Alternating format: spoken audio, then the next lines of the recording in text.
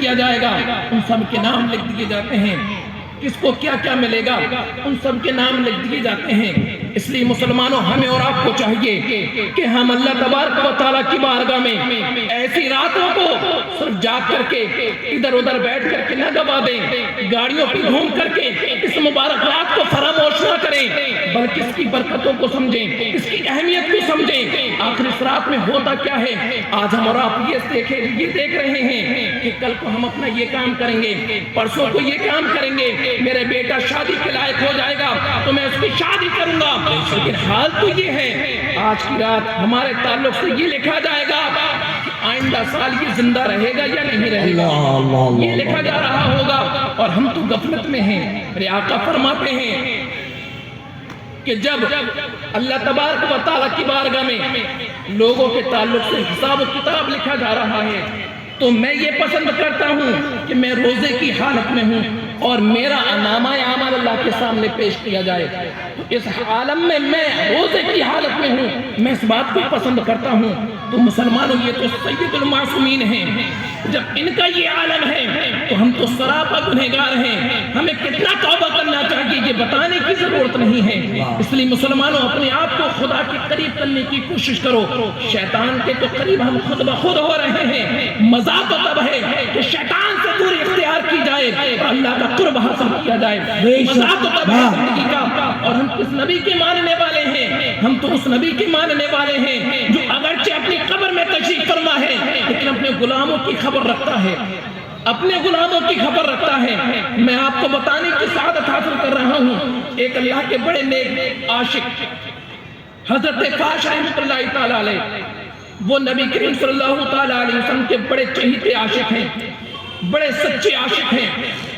ان کے گھر میں ایک بیٹی کی ولادت ہوئی، سردی کا موسم تھا، بیٹے کی پیدائش ہوتی ہے، اب پریشان ہیں کہ بظاہر مال و دولت نہیں ہے، بیٹے کی پرورش کیسے کی جائے، سردی سے بیٹے کو کیسے بچایا جائے، تو پریشان ہو جاتے ہیں، بے قرار ہو جاتے ہیں، رات میں سو جاتے ہیں تو کیا دیکھا قسمت کا ستارہ چمک اٹھا۔ نبی کریم صلی اللہ تعالیٰ علیہ وسلم خواب میں تشریف لائے، وہ آقا کیسا آقا جو اپنے غلاموں کی خبر نہ رکھے۔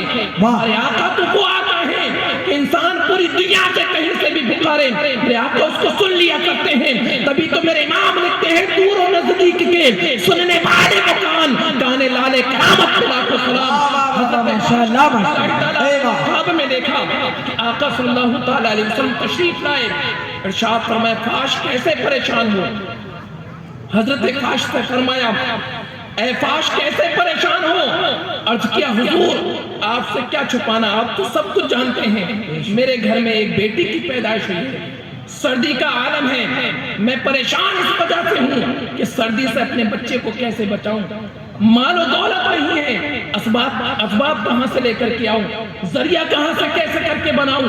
تو اللہ کے حبیب ارشاد فرماتے ہیں اے فاش پریشان مت ہو، اب تمہارا آقا آ گیا ہے، سبحان اللہ، اب تمہارا آقا آ گیا ہے، پریشان ہونے کی ضرورت نہیں ہے۔ ایسا کرو جب تم صبح کو بیدار ہو جاؤ تو فلاں مجوسی کے دروازے پہ چلے جانا اور اس سے جا کر کے کہنا کہ مجھے مدینے والے آقا نے بھیجا ہے۔ جب آپ اتنا سن لیتے ہیں، جب صبح کو بیدار ہوئے تو دل میں خیال گزرا کہ اگر میں نبی کا چاہنے والا ہوں، میں مسلمان ہوں اور ایک مجوسی کے دروازے پہ جا کر کے اپنے ہاتھ پھیلاؤں، یہ کیسے مناسب ہو سکتا ہے، یہ کیسے میری غیرت کو گوارا ہو سکتا ہے۔ مجوسی کسے کہتے ہیں؟ مجوسی اسے کہتے ہیں جو آگ کو اپنا خدا سمجھے، جو آگ کو اپنا خدا سمجھے، جو آگ کو اپنا معبود سمجھے، جو آگ کی عبادت کرے، اسے مجوسی کہتے ہیں۔ تو آپ اپنی غیرت کی وجہ سے اس کے دروازے پہ نہ گئے۔ دوسری مرتبہ جب خواب میں آقا تشریف لائے، ارشاد فرمایا کاش تم گئے کیوں نہیں؟ عرض کیا حضور میری غیرت نے اجازت نہ دی۔ تو ارشاد فرماتے ہیں ایسا کرو تم صرف چلے جانا، تمہیں کچھ کہنے کی ضرورت نہیں ہے، باقی سب تمہارا آقا سنبھال لے گا۔ سبحان اللہ، سبحان اللہ، سب اپنے آقا پہ چھوڑ دو، تم سب چلے جانا۔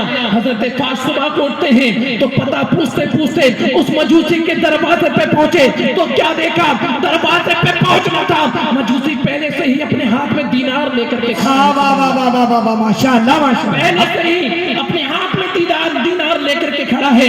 ارشاد عرض کیا اے فاش کیا تمہارا ہی نام فاش ہے؟ کیا تم ہی میرے پاس آ رہے تھے؟ تو حضرت فاش نے سنا تو تعجب میں پڑ گئے کہ مجھے تو میرے آقا نے بھیجا تھا، لیکن اسے کیسے خبر ہو گئی کہ میں اس کے پاس آ رہا تھا؟ تو کہا اے مجوسی ذرا بتا تو صحیح، مجھے تو میرے مدینے والے آقا نے بھیجا ہے، لیکن تجھے کیسے پتا چل گیا کہ میں تیرے پاس آ رہا ہوں اور دینار لینے کے لیے آ رہا ہوں، قرضہ لینے کے لیے آ رہا ہوں؟ تو وہ مجوسی کہتا ہے اے مسلمان ذرا سن تو لے، میں کسی نبی کو نہیں جانتا، لیکن اتنا ضرور جانتا ہوں جب میں رات میں سویا ہوا تھا تو ایک نورانی شکل والے میرے خواب میں آئے اور وہ مجھ سے کہہ رہے تھے میرا ایک عاشق تیرے پاس آئے گا، تجھے کچھ کہنے کی ضرورت نہیں ہے بلکہ کچھ دینار اس کو دے دینا۔ اور اس کی ارشاد فرمایا گیا اے مجوسی ذرا بتا تو صحیح وہ دیکھنے میں کیسے تھے؟ تو وہ مجوسی کہتا ہے ان کی آنکھیں بڑی خوبصورت تھی۔ میرے امام فرماتے ہیں جس طرف اڑ گئی دم میں دم آ گیا، اس عنایت پہ لاکھوں سلام۔ وہ مجوسی کہتا ہے میرے خواب میں جو تشریف لائے ان کے ہونٹ بڑے خوبصورت تھے۔